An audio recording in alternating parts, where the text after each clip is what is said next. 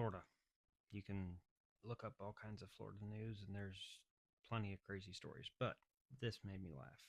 They are struggling with the Burmese python in the state of Florida, and the state has tried numerous approaches to curbing the problem, putting tracking devices on male scout snakes that would potentially lead them to adult reproductive females. The state of Florida has now reached a new tool, and that is robotic rabbits. You heard that right.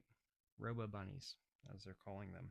Scientists at the University of Florida are deploying robo bunnies throughout South Florida in hopes of drawing Burmese pythons out of their hiding places. They have been outfitted with motors and internal heaters that are designed to replicate the behaviors and body temperatures of live marsh rabbits, which the python find quite tasty.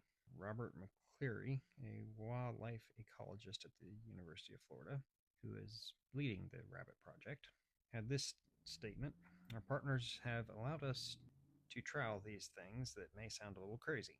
In the past, researchers have experimented with placing live rabbits in pens in a bid to attract the invasive serpents.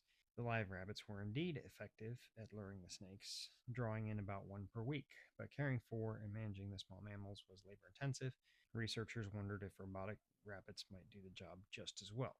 So these are legitimately just toy rabbits. They've removed the stuffing to put in all the components for them.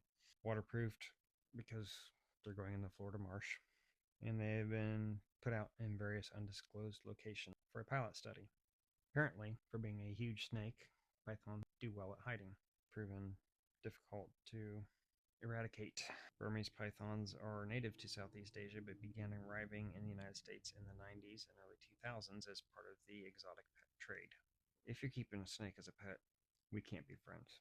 Here in the United States, there's few natural predators that keep the numbers down. The annual Florida Python Challenge, for instance, invites members of the public to kill and remove as many Burmese pythons as possible over a 10-day period for a chance at winning $10,000. Hunters on private land are always allowed to humanely euthanize the snakes without a permit, so long as they have the landowner's permission. They are also allowed to do that on specific public lands managed by Florida Fish and Wildlife Conservation Commission. The South Florida Water Management District and the Florida Fish and Wildlife Conservation Commission have also deployed python bounty hunters who, in the past 6 years, have removed nearly 16,000 pythons. Number one, I'm not a fan of snakes, but number two, they're a big snake. Shoot on sight. That's my take.